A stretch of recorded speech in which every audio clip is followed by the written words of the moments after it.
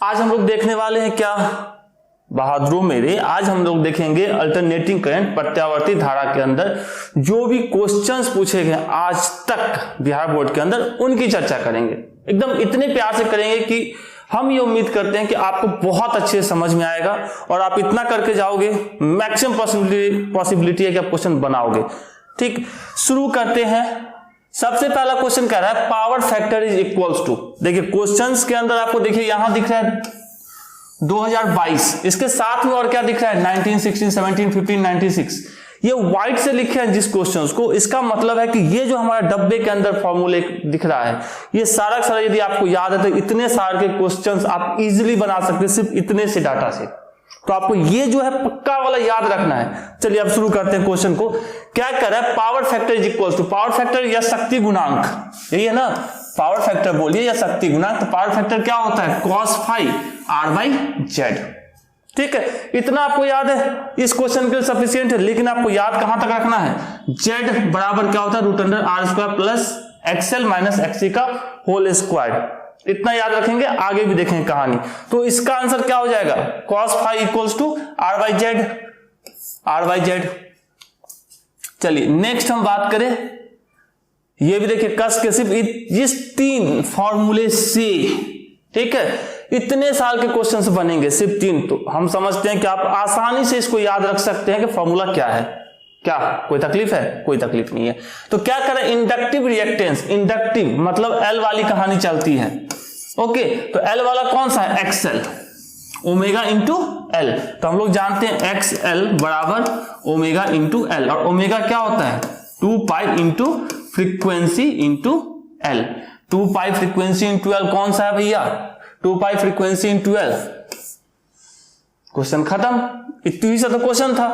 तो दूसरा हो गया। तीसरे की बात करते हैं, निम्नलिखित से कौन ऊंचाई ट्रांसफार्मर के लिए सही है, स्टेप अप ट्रांसफार्मर के लिए सही है। तो स्टेप अप ट्रांसफार्मर के लिए आपको याद रखना ट्रांसफॉर्मेशन रेशियो, परिनमन अनुपात के। तो किसके टर्म में ये दिया है, वोल्टेज के टर्म में दिए हुए, ठीक है। तो के वोल्टेज के टर्म में क्या होता है, हमारा क्या होता है V S by VP, secondary by primary. और ये क्या होता है कौन से ट्रांसफार्मर के लिए, स्टेप अप ट्रांसफार्मर के लिए। स्टेप अप के लिए के की वैल्यू ग्रेटर देन 1, आसान है, मतलब ये 1 से बड़ा। तो मतलब इसको और लिखते तो क्या लिखते, इस दोनों को लेके Vs is greater then Vp। इस क्वेश्चन के लिए इतना ही था, लेकिन आपको याद पूरा रखना है कि स्टेप अप में के की वैल्यू क्या होती है, स्टेप डाउन में के की वैल्यू क्या होती है और के होता क्या है। ठीक है, तो Vs बड़ा होना चाहिए, तो कौन सा हो जाएगा Vs is greater then Vp। Secondary coil में वोल्टेज ज्यादा होगा स्टेप अप के केस में, आसान सा है। आगे देखते हैं थोड़ा सा, ट्रांसफार्मर में परिनमन अनुपात होता है। वापस से फिर से पिछला वाला भी यही था, इसी से ये भी बनेगा। तो ट्रांसफार्मर में जैसे क्या होता है, क्या क्या होता है, V के टर्म में यह सारा सारा किस में दिया, V में दिया है। तो V के टर्म में क्या होता है Vs by Vp, secondary by primary. तो सेकेंडरी बाई प्राइमरी आंख बंद करके बना सकते हैं। तो ये याद रखना है, ठीक है, मेरी तरफ से स्पेशल रिक्वेस्ट है। और यदि मजा आएगा तो कमेंट जरूर कीजिएगा और बताइएगा कैसा लगा ये मेरा बताने का नया कुछ सा एक्सपेरिमेंट। चलिए क्या है, dimensional formula of RC, RC का डायमेंशन फॉर्मूला। अब 2 तरीके हैं इसको निकालने के। पहला तो आप आर का डालिए, सी का डालिए, गुना भाग कीजिए, फिर निकालिए। और दूसरा तरीका चूंकि एसी में इसलिए एसी वाला, आरसी क्या रहा तो एक्सी इज इक्वल टू क्या होता है 1 बाई ओमेगा सी, एक्सी बराबर 1 बाई ओमेगा सी। और आर, ये एक्सी हमारा क्या होता है रेसिस्टेंस होता है। आर का जो यूनिट होगा वही इसका होगा, मतलब ये आर के यूनिट के बराबर। मतलब इसको हम लिखना चाहते हैं तो आर बराबर 1 बाई ओमेगा सी। तो R C is equal to 1 by omega लिखा सकता है। हमसे किसका पूछा जा रहा है, आर सी का पूछा जा रहा था। आर सी बराबर 1 बाई ओमेगा, और ओमेगा बराबर क्या होता है 1 बाई 2 पाई इंटू फ्रीक्वेंसी। अब फ्रीक्वेंसी का क्या होता है, फ्रीक्वेंसी का पर यूनिट टाइम, तो मतलब s माइनस 1, मतलब इसको लिखना चाहते तो क्या लिखते, ये ऊपर चला जाता है s, ठीक है। तो ये हमारा s आ जाता है। तो s मतलब इसका डायमेंशन पूछा जाता है। s का डायमेंशन क्या लिखना चाहते, तो लिखते m तो है नहीं तो m0, l भी नहीं है l0 और t1। तो इसमें से कौन सा हो जाता है, इसमें t में माइनस है, इसमें 0 है, तो ये हमारा m0 l0 t। तो इससे पहले भी ये फॉर्मूले को यूज किया है, वापस से यूज करें। 3 तो याद रखना है, कर लेंगे याद, जो हमारा फ्रीक्वेंसी का, ये फ्रीक्वेंसी का यहां चिपका दिए। ओके, क्वेश्चन नंबर 5 का हो गया हमारा D. Question number 6, the expression for real average power is an alternative current is. Average power पूछा जा रहा है, रियल एवरेज पावर, ठीक है। तो पावर इक्वल्स टू क्या होता है, यदि पीक वैल्यू के टर्म में बोला जाए तो E not I not by 2 cos phi। यदि आरएमएस की वैल्यू में बोला जाएगा तो E RMS I RMS cos phi। और cos phi जस्ट पीछे देखे थे r/z होता है, वहां का भी यूज हो रहा है। तो यहां पे हमको किसके टर्म में दिया, आरएमएस के टर्म में, तो क्या हो जाएगा ई RMS I RMS cos phi। क्या तकलीफ है। नेक्स्ट हमारा क्या है, phase difference in LR circuit. LR circuit के अंदर फेज डिफरेंस क्या होता है, फेज डिफरेंस का सिंपल सा याद रखेंगे, कालांतर क्या होता है, tan phi XL minus XC। tan phi is equals to XL minus XC divided by R। क्योंकि ये किसका पूछ रहा है, L और R का, मतलब C यहां पे नहीं है, तो ये जो C वाला बंदा है इसको हटा देते हैं, तो क्या बचेगा हमारे पास XL बाई R। और यहां चूंकि एक्सएल के टर्म में नहीं दिया है, एक्सएल इक्वल्स टू क्या होता है हमारा ओमेगा L बाई R। तो ये किसके बराबर है, tan phi के, ठीक है। तो इसमें tan वाला बंदा कौन है, ये दोनों tan वाले बंदे हैं, और उस साइड से omega L by R, omega L by R, तो tan inverse omega L by R, ठीक है। तो यहां से लिख सकते थे ना, tan phi is equals to omega L by R, तो phi equals to tan inverse omega L by R। कितना आसान है। चलिए, तो याद रखना है, बार बार कह रहे हैं, इसको आप नोट जरूर कीजिएगा, ठीक है, जिससे आपको क्या होगा, याद रखने में सुविधा होगी, क्वेश्चंस बनेंगे ही बनेंगे। 8 नंबर कह रहा है, inductive reactance for direct current. Inductive जिस धारा के लिए प्रेरित प्रतिघात होता है। अब इंडक्टर की बात कर रहे हैं, मतलब L की बात कर रहे हैं, मतलब हम बात करेंगे XL की, L की बात करेंगे तो XL की। XL बराबर क्या होता है हमारा, omega into L, omega equals to 2 pi into frequency into L। और डीसी के केस में किसके लिए पूछा जाए, दिष्ट धारा के लिए। डीसी के केस में फ्रीक्वेंसी क्या होती है, 0, तो XL की वैल्यू क्या हो जाएगी, 2 पाई इंटू 0 इंटू L, मतलब 0। तो रेसिस्टेंस यहां पे XL हमारा क्या हो जाएगा, 0, तो शून्य के साथ जाएंगे, ठीक है। एकदम हलवा टाइप के क्वेश्चंस हैं।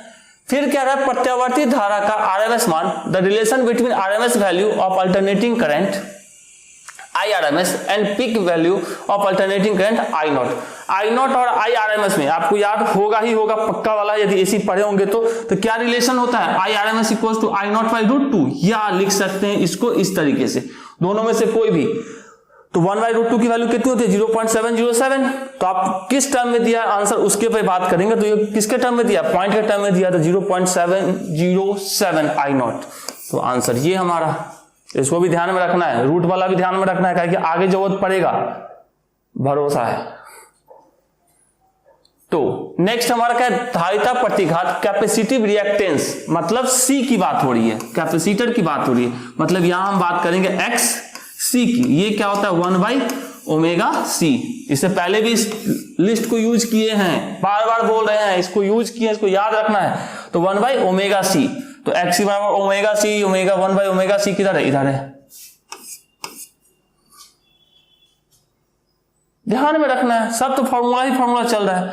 नेक्स्ट हमारा क्या, कोणीय आवृत्ति ओमेगा वाले प्रत्यावर्ती धारा परिपथ में inductive reactance of offered by an inductor, मतलब L, of inductance L in AC circuit of angular frequency omega is inductive reactance, मतलब XL बराबर क्या, बार बार लगातार क्या होता है, ओमेगा L, वहां भी देख रहे हैं, XL बराबर ओमेगा L, तो ओमेगा L,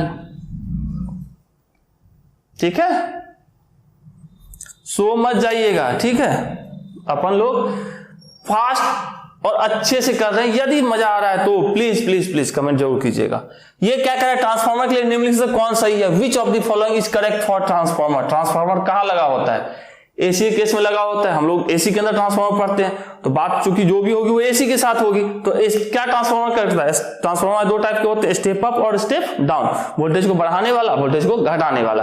तो क्या करेगा? सबसे पहले तो डीसी की कोई चर्चा नहीं करेंगे, तो ये क्या करता है? एसी की वोल्टता को बढ़ाता है या घटाता है? एसी की वोल्टता को बढ़ाता है। डीसी मतलब एसी हमारा इंक्रीज और decrease AC voltage transformer. Next बात करें 12 के बाद आता है 13 2020-16। क्या रहा है? एसी परिपथ में तप्त तार यंत्र मापता है, मतलब hot wire measures. AC case में क्या मापता है? वो आरएमएस वैल्यू को मापता है, ध्यान में रखेंगे, RMS value of AC. Next हमारा है विच quantity decrease in step down transformer. इससे पहले भी ये लिस्ट यूज किए हैं, तो हमको क्या करना है? Step down. स्टेप डाउन का मतलब क्या? ये बहादुर मतलब के की वैल्यू क्या होगी? Less than 1। तो यहां किसके टर्म में? करंट की बात करें, करंट के टर्म में क्या हमारा है? IP by I S is less than 1, मतलब आईपी कम होगा आई एस से। क्या कह रहा है? कौन सी राशि घटती है? तो यहां आई एस का मतलब होता है सेकेंडरी, ये तो बढ़ गई, तो इसकी कहानी खत्म। अब आते हैं किसके? वोल्टेज की बात करते हैं। वोल्टेज के केस में क्या है? V S by V P is less than 1, तो V S is less than V P, मतलब प्राइमरी वाले से कम वोल्टेज किसमें मिलेगा? सेकेंडरी वाले में। तो दूसरा जो कॉइल होगा उसमें क्या मिलेगा? कम वोल्टेज, तो कम मिलेगा। तो ये तो पूछ रहा है, तो क्या घटा देता है? Step down, voltage down. चलिए next 15 impedance of LR circuit. Impedance Z की कहानी, तो जेड बराबर हमारा याद इस पूरे फॉर्मूले को रखना है, ठीक है, लेकिन हमको किसके लिए पूछा जा रहा है? एलआर सर्किट के लिए। तो आर रहेगा, ये भी रहेगा, कौन गायब हो जाएगा? ये गायब हो जाएगा। तो इसको हम लिखते तो क्या लिखते? जेड बराबर root under R square plus X L का स्क्वायर। और हम लोग पहले भी लिस्ट में आ चुका है, आर स्क्वायर प्लस एक्सएल बराबर क्या? ओमेगा एल का स्क्वायर, मतलब क्या? R square plus omega square L square. कौन सा है भैया? ये वाला है। चलिए next, the ratio of peak value and RMS value. इससे पहले भी आ चुका है ये चीज। किसका किसका रेशियो पूछ रहा है? रेशियो ऑफ पीक वैल्यू मतलब I not by I R M S बराबर क्या, ये पूछा जा रहा है। ओके, तो अब ये पूछा जाए तो क्या करें? हमारे पास फॉर्मूला क्या होता है? आई आर एम एस बराबर आई नॉट बाई रूट 2, ये जानते हैं ना। आई आर एम एस बराबर आई नॉट बाई रूट 2। तो I not by I R M S, मतलब इसको नीचे ले गए, इसको ऊपर ले जाएंगे तो क्या हो जाएगा? रूट 2। तो रूट 2।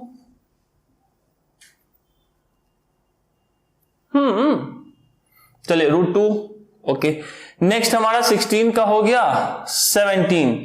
क्या करें? एलआर श्रेणी परिपथ की शक्ति गुणांक होता है power factor of LR series circuit. Power factor क्या होता है हमारा? पावर फैक्टर cos फाई, शक्ति गुणांक आर बाई जेड। चूंकि ये किसके लिए पूछ रहा है? एल आर के लिए पूछ रहा है, तो मतलब इसमें सी नहीं होगा, तो सी वाला बहादुर कौन सा? ये नहीं होगा। तो इसको लिखते तो क्या लिखते? cos फाई बराबर R by root under R square plus X L का स्क्वायर। तो आर बटे root under R square plus XL मतलब क्या? Omega L. पीछे लिखे थे फॉर्मूले को, तो ये से हमारा हो गया। इतना ही भी चलना है कि और कुछ करना है? चलिए एक और लाइन बढ़ा देते हैं, root under R square plus omega square L square. ऐसा तो कैसा ऐसा कहां है भाई? Question B option R square plus omega square होता। लग रहा है आसान? लग रहा है तो बाबू मजा लो। नेक्स्ट क्या है? डायनेमो के कार्य का सिद्धांत आधारित है। के कार्य का वर्किंग प्रिंसिपल ऑफ डायनेमो। तो ये वर्किंग प्रिंसिपल किसके ऊपर आधारित होता है? इलेक्ट्रोमैग्नेटिक इंडक्शन के ऊपर। तो लिख सकते हैं इलेक्ट्रोमैग्नेटिक इंडक्शन। कितनी बार पूछ दिया भैया? 4 बार पूछ दिया। ओके चलिए next, the number of turns in primary and secondary coil of a step of transformer are N1 N2 then N1 और N2 में रिलेशन बताना है। इससे पहले भी चर्चा किए हैं, याद होगा, थोड़ा सा इसकी पूरी वापस से लेके चलते हैं। कौन सा ट्रांसफार्मर है? ऊंचाई ट्रांसफार्मर। ऊंचाई के लिए क्या होता है? K ग्रेटर देन 1, तो मतलब K इज ग्रेटर देन 1 और K बराबर, यदि किसके लिए बात करें, N के टर्म में नंबर ऑफ टर्न्स की बात करते हैं तो NS by NP is greater than 1। NS क्या है? सेकेंडरी कॉइल का, मतलब सेकेंडरी कॉइल का क्या बोला है? N1 प्राइमरी के लिए, तो इसको लिखते सेकेंडरी के लिए, मतलब N2 by N1 is greater than 1, then N2 is greater than N1। होता तो होगा, कहां है भैया? N2 is greater than N1। ठीक है, आगे चले 19 के बाद आता है 20। In AC circuit the phase difference between the current I and voltage is 5, then the wattless component of the current will be. तो आप एसी सर्किट जब पढ़े होंगे उस टाइम में आपको ऐसा कुछ दिखाया गया होगा। तो ये जो हमारा होता है दोनों के बीच कितना है?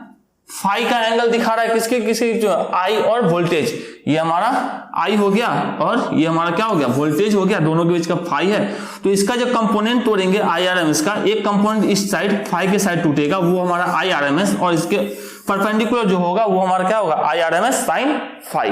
तो इसका कहीं कोई यूज नहीं होता, इसलिए इसको क्या बोला जाता है? इसको क्या बोलते हैं? किधर गया? Wattless component of current. तो यहां पे कौन सा है? I sine phi, I sine phi. ठीक, आगे बढ़े।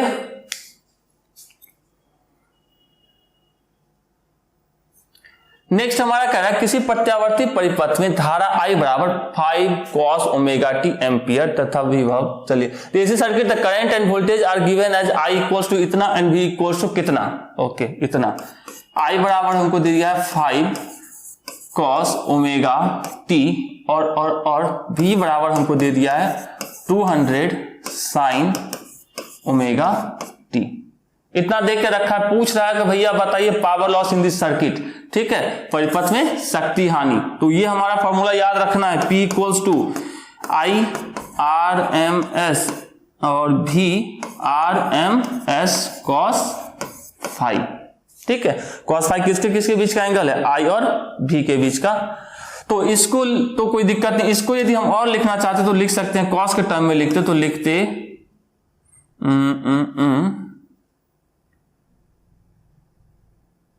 चलो इसी को बदल लेते हैं ना, क्यों इसको बदलना? 5 का 5, cos को हम लिखते, ये लिख सकते हैं sine pi by 2 plus omega T,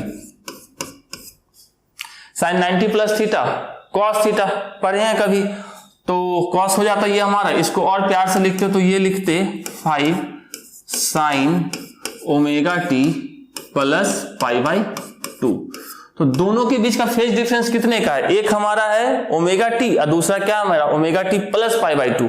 तो मतलब क्या है? फाई की वैल्यू कितनी आ गई? फाई की वैल्यू आ गई पाई बाई 2। ठीक है, इस फॉर्मूले के अंदर जब हम ये वैल्यू डालेंगे cos पाई बाई 2, तो cos पाई बाई 2 मतलब cos 90 की वैल्यू कितनी? 0, मतलब ये क्या हो जाती? 0। तो किसी के साथ भी IRMS इंटू VRMS इंटू 0 बराबर क्या? 0। तो पावर लॉस कितना हो जाता? 0 0 0 0 0। तो इस सबको ध्यान में रखना है, यही आपका कथावाचन का पूरा सारांश है। चलिए 21 के बाद आता है हमारा 22।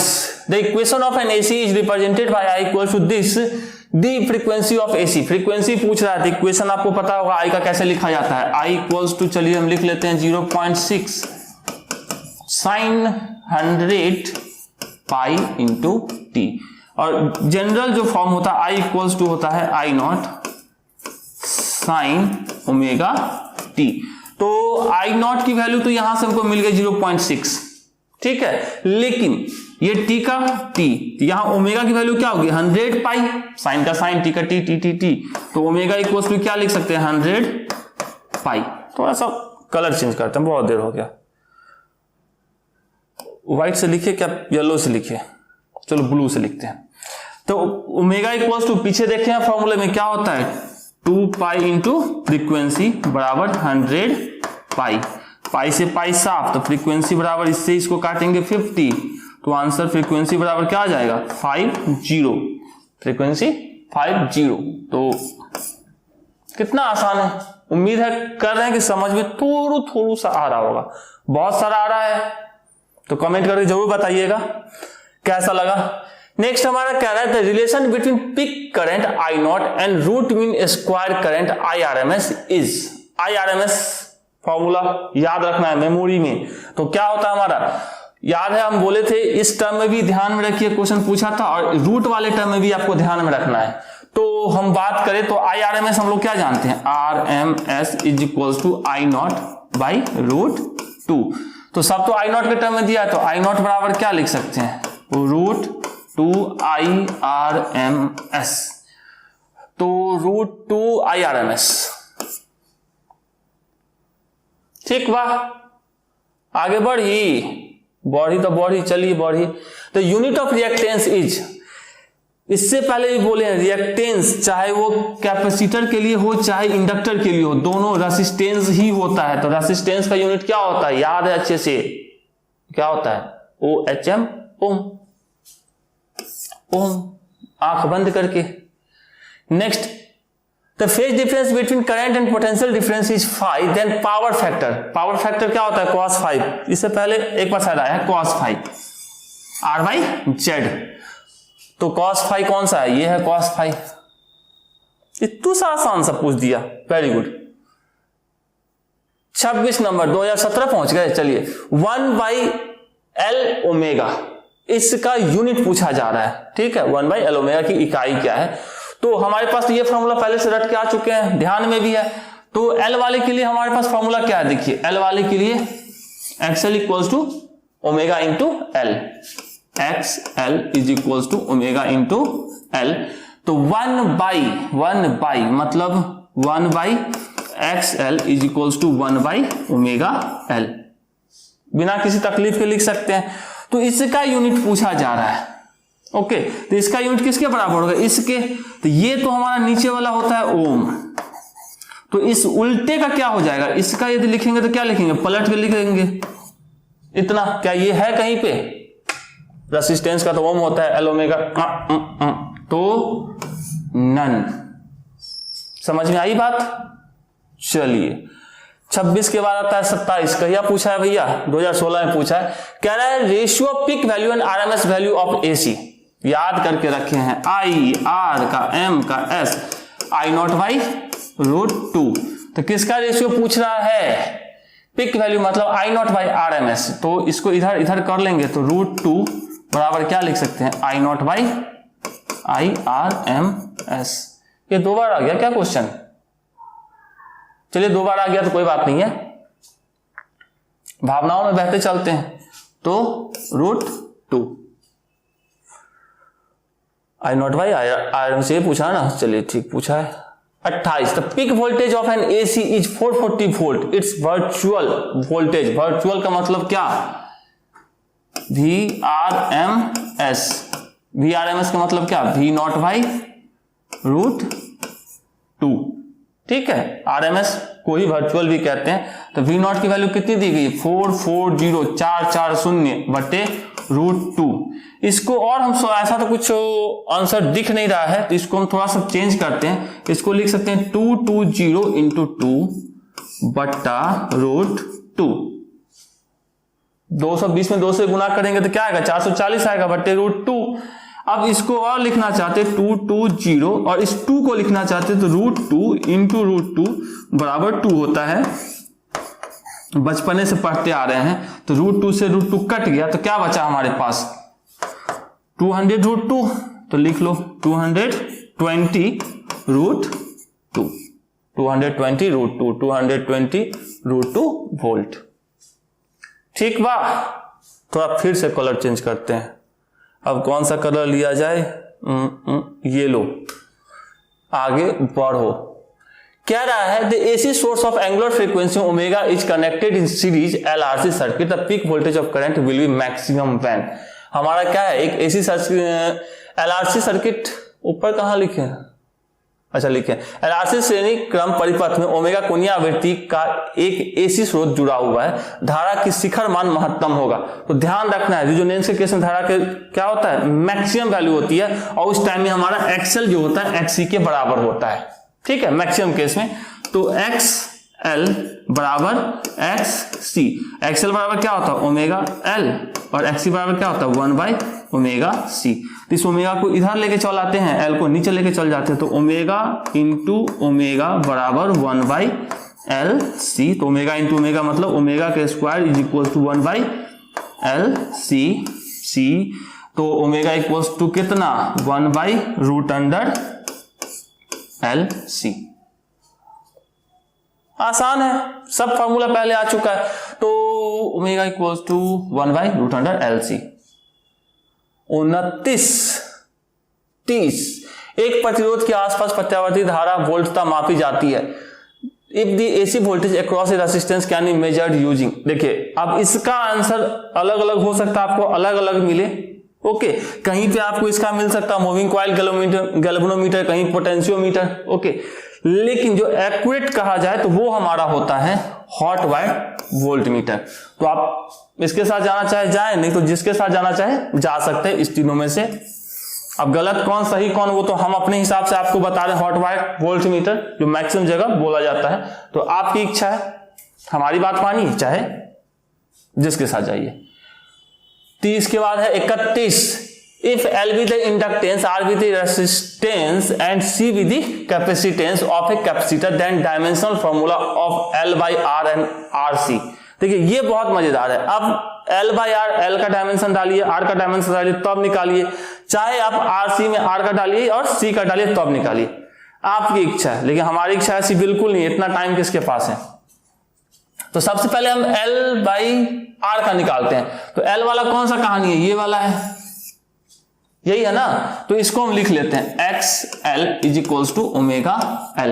और XL क्या होता है, रेसिस्टेंस होता है, मतलब इसको हम मान के चल सकते हैं R का जो डायमेंशन होगा और यूनिट होगा वही XL का होगा ओमेगा L। हमको क्या बनाना है L बाई R, मतलब इस R को नीचे लेके जाएंगे और इसको इस साइड, तो 1 by omega equals to L by R। और ओमेगा क्या होता है, क्या होता है 2 pi into frequency is equals to L by R। Frequency का क्या होता है पर यूनिट टाइम, ठीक है। तो इसका यदि हम लिखते तो क्या लिखते 1 बाई पर second is equals to L by R। और 1 बाई पर सेकेंड को ऊपर कर लेते तो सीधा सीधी हम लिखते L बाई R का हमारा क्या हो जाता सेकेंड। तो इसका डायमेंशन लिखते तो क्या लिखते M0 L0 T, M0 L0 T, M0 L0 T किसमें, इस तीनों में है। चलिए दूसरे का देखते हैं। अब हमारा क्या रहा है किसका निकालने के लिए RC। तो RC के लिए चलिए XC equals to 1 by omega C और XC इंटू C इधर आ जाएगा बराबर 1 बाई ओमेगा, और XC का मतलब रेसिस्टेंस इंटू C बराबर 1 बाई ओमेगा। और 1 बाई ओमेगा क्या निकाले हैं हमने, 1 बाई ओमेगा हमने निकाला है अरे सेकेंड, तो इसका क्या हो जाएगा सेकेंड, तो इसका भी डायमेंशन क्या हो जाएगा M0 L0 T। तो M0 L0 T, M0 L0 T किसमें है, इसमें है, M0 L0 T, M0 L0 T। Okay तो ये हमारा डी आंसर सही हो गया। 2009 और कुछ है भाई, खत्म। तो यदि मजा आया तो अपने दोस्तों के साथ शेयर कीजिए, कमेंट करके जरूर बताइए कैसा लगा। अच्छा लगता है आपकी भावनाओं को जानकर। Thank you.